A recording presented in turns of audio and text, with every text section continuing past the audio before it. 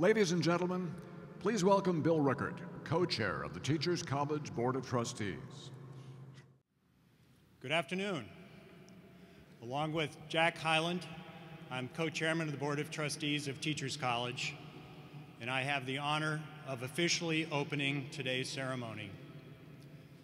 On behalf of the entire community at Teachers College, I welcome you to the doctoral hooding ceremony of 2014. It is now my very great pleasure to introduce the President of Teachers College, Susan H. Fuhrman. Good afternoon, and welcome to the most joyous occasion on the calendar of Teachers College, when we honor the talented, energetic, and persevering women and men who have earned the right to be addressed as doctor. Congratulations, doctors, you made it.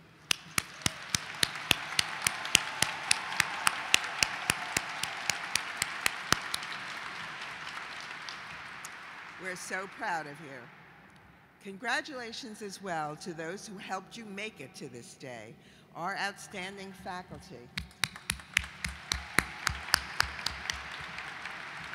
our dedicated staff, and of course, your families and partners. We're all so proud of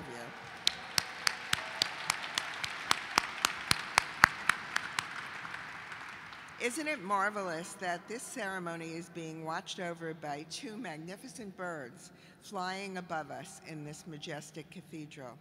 What awe-inspiring works of art to contemplate as you leave TC and soar into your own futures.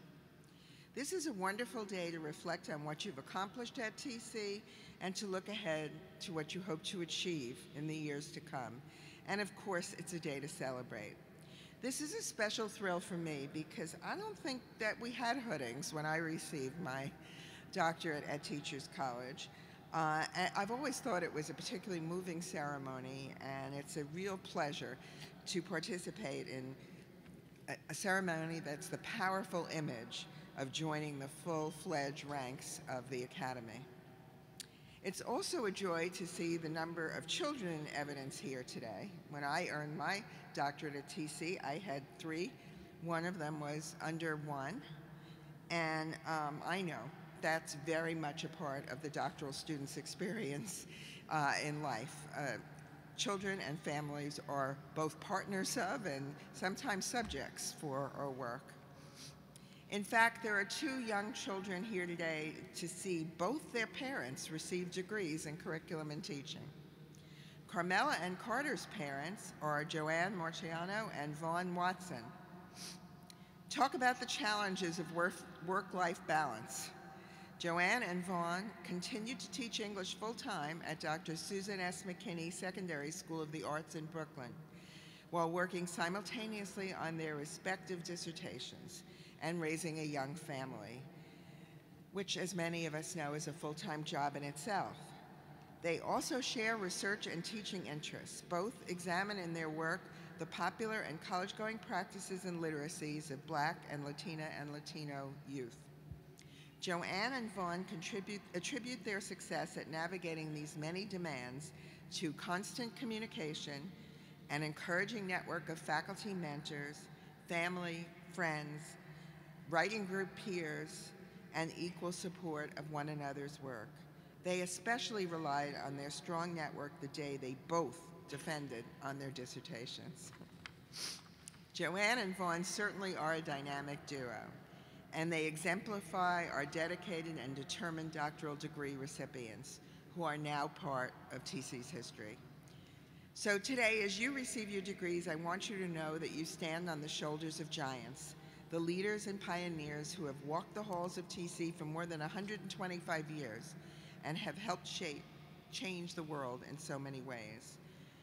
I'm particularly awed by the brilliance and insight of our founders and early leaders who nurtured this institution as a world-renowned center of new ideas, practices, and fields of inquiry. In fact, TC's visionaries also provided the blueprint for subsequent schools of education everywhere. As graduates, you can be rightly proud of the far-reaching influence of your alma mater. You are the heirs to the vision of our first dean, James Earl Russell, who called for training which would enable the student to see the relationships existing everywhere in the various fields of knowledge, even the unity of all knowledge. What a fitting way to describe the education you've received here. Russell's enduring vision is even more relevant today in our hyper-connected and turbocharged world.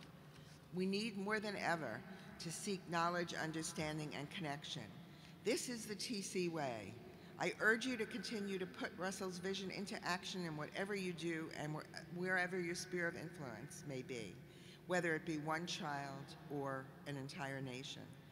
As you go into the world armed with your TC degree, I also want you to take pride in our legacy of firsts. It's a long list and continues to grow. Consider the fields that started here. Among them are educational psychology, social studies, urban education, gifted education, conflict resolution, the community school, nursing education, arts education, dance education, nutrition education, international and comparative education, spirituality and psychology, and special education. The list is long and growing. TC also established the nation's first academic department focused solely on the study of curriculum and teaching, granted the first graduate degrees in physical education, and had the first School of Education program in computing and education. And remember that TC is the birthplace of the community school, the scholarly textbook, the yellow school bus, and the song, Happy Birthday. Just as TC graduates helped to shape the 19th and 20th centuries, so too will you have a lasting impact on this still young century.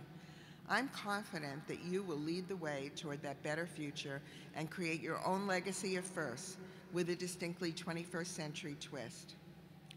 Rico Wright is one of our graduates who is forging his own legacy. Rico is a first-generation high school graduate from one of the poorest sections of Tulsa, Oklahoma. Today, he's receiving his doctorate in mathematics education. Rico's dream was to play college basketball and be drafted by an NBA team. But after not making the squad at Oklahoma's Langston University, he started to listen to those who said he had great academic and leadership talent. Among those who encouraged him was Langston's president at the time, Ernest Holloway, who inspired Rico to pursue an academic career and the dream of one day becoming a college president himself. At TC, Rico has been able to merge his interests in mathematics and philosophy. His dissertation is on the power of relational thinking as a math teaching tool. It's an approach that can be applied to solve a range of other problems in life as well. Rico also took on leadership challenges in his time here. He served as president of the Student Senate, where he pushed for significant improvements in on-campus amenities for students, and where it was my pleasure to work with him. Next week, 10 years to the day that he arrived in New York City, Rico will return to Tulsa, where he'll become assistant professor of mathematics at his alma mater. Yes.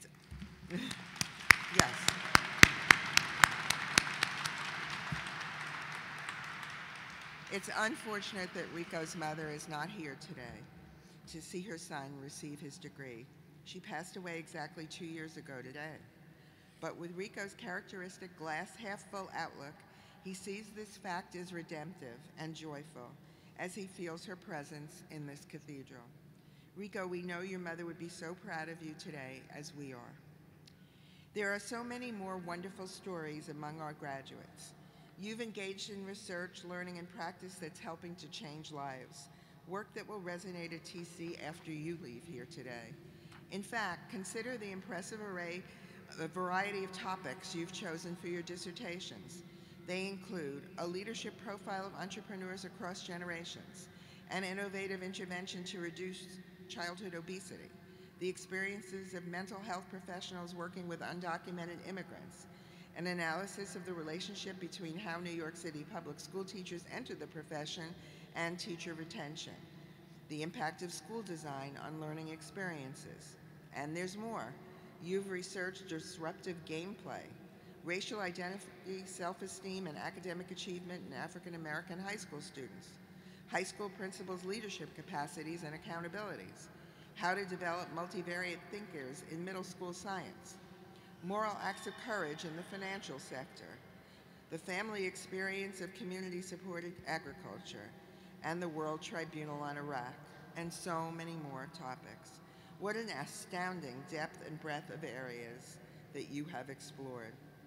Clearly, you uphold the TC legacy with tackling real-world concerns with path-breaking scholarship, and your work will have influence and impact.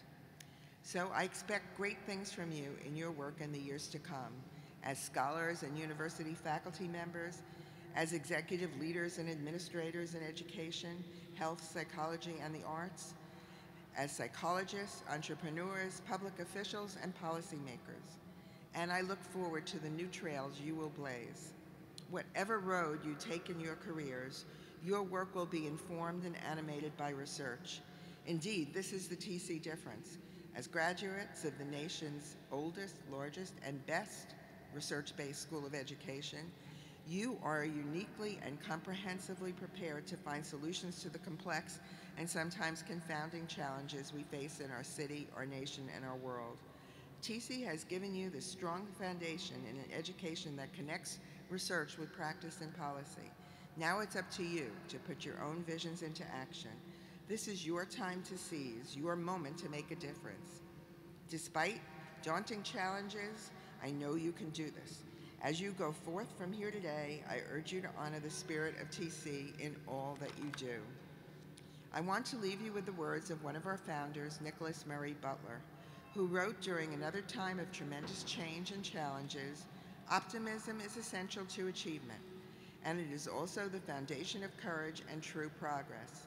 Remember his words and look to the future with optimism and the courage to change the world. Congratulations.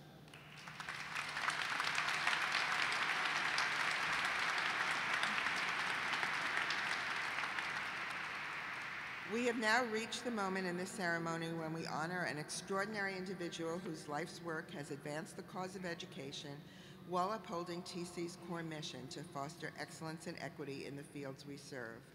Among those honored at past ceremonies were Archbishop Desmond Tutu, Coretta Scott King, Senator George Mitchell, Pete Seeger, Thomas Friedman, Lee Shulman, Gail Collins, Spike Lee, Linda Darling Hammond, and many others. This year, we're honoring 4 eminent exemplars. Nobel laureate Carl Wyman, professor of physics and education at Stanford University, will be honored presently. Sonia Nieto, professor emerita of language, literacy, and culture at the School of Education, University of Massachusetts Amherst. Temple Grandin, international champion of autism rights and humane treatment of animals, and professor of animal sciences at Colorado State University. And the Reverend Dr. Calvin O'Butts III, president of the State University of New York College at Old Westbury and pastor of Abyssinian Baptist Church. Were all honored at ceremonies yesterday and the day before. It is now my pleasure to introduce Professor Felicia Moore Mensah.